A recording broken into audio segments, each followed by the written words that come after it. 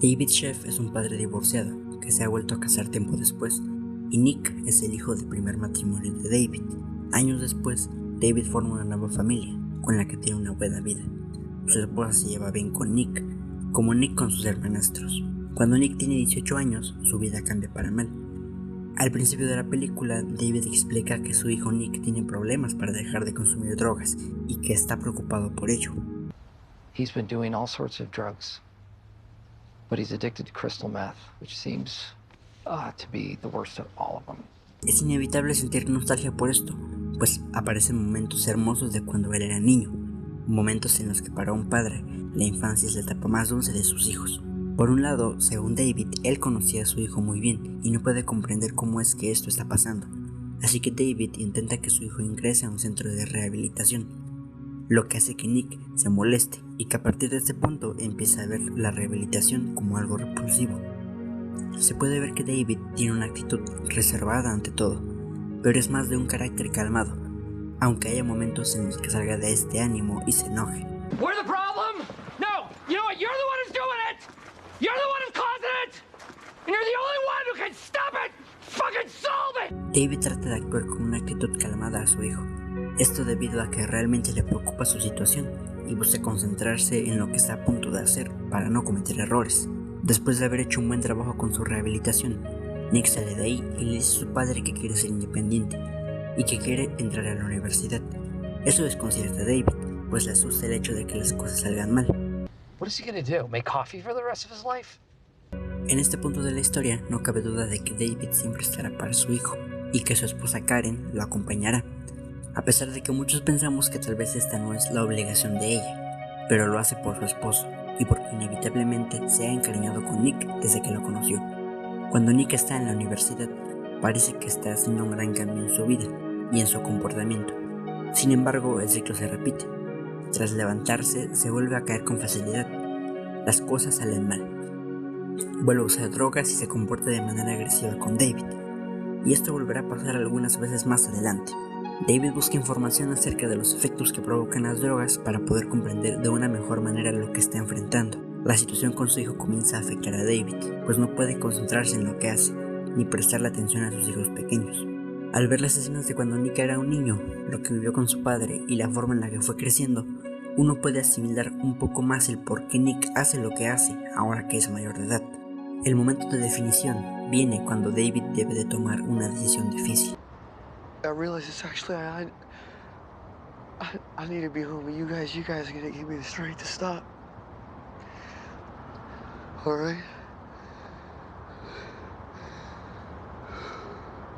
That's not going to happen.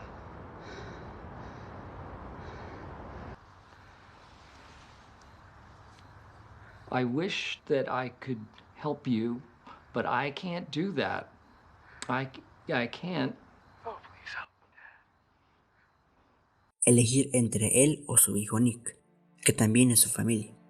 Una elección que muchos imaginaríamos absurda o sin sentido, porque al final son familia, pero que se debe de hacer, pues esta situación está afectando a más personas y no solo a Nick.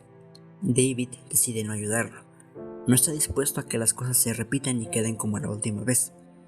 David tiene un dilema interno en el que tiene que decidir si es que aún puede hacer algo por su hijo o si las cosas ya no tenían solución. Todos nos cuestionamos eso, pues muy difícilmente dejamos morir a nuestra familia, si es que estos se encuentran en problemas en los momentos en los que podemos ayudarlos. En el final de la película, David va a ver a su hijo al hospital al que lo llevaron por haber consumido drogas. David luce tranquilo, sabe lo que está pasando y no entra en pánico. Ya ha estado en esa situación en el pasado. En el hospital se encuentra con su ex esposa y sabemos que a pesar de que entre ellos las cosas nunca funcionaron, aún existe una unión demasiado importante. Nick siempre estarán para él.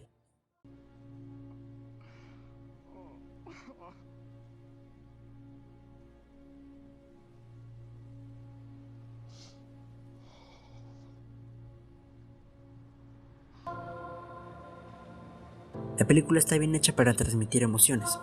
El hecho de ver que Nick jura que está cansado de las drogas y que no piensa hacerlo de nuevo, pero que tiempo después lo vuelve a hacer en repetidas ocasiones, definitivamente nos hace sentir coraje por todo lo que su padre se esfuerza y la manera en la que su hijo le responde. La confianza es algo demasiado importante. ¿Quién confía más en quién? ¿David confía en su hijo a pesar de haber visto un significante progreso? ¿O Nick confía en su padre para que le ayude en la manera en la que él quiere con los problemas de su vida? Beautiful Boy es una película que logra que en cierta manera te cuestiones. ¿Qué harías tú si estuvieras en su lugar? Y que en definitiva expone preguntas que a menudo se hacen con relación a estos temas. ¿Hasta dónde estás dispuesto a ayudar a alguien? ¿Qué tan difícil te rendirás ante una situación que claramente no está mejorando? Debo decir que la película tiene varios momentos clichés que llegué a cuestionar sobre la posibilidad de que ocurriera, pero no me atreví a juzgar por el hecho de no saber cómo es que una persona reaccionaría ante una situación como esa. No se puede afirmar que una persona no haría esto o lo otro, y mucho menos sabiendo que esa película está basada en una historia real. Pese a lo que muchos piensen, esta película habla más allá del consumo de drogas. En esta se habla acerca de lo difícil que es tomar decisiones cuando uno se encuentra en un conflicto de intereses, de la fuerza de voluntad para aceptar que ya nada se puede hacer, y de lo asfixiante que puede ser no saber de qué manera podemos ayudar a los demás.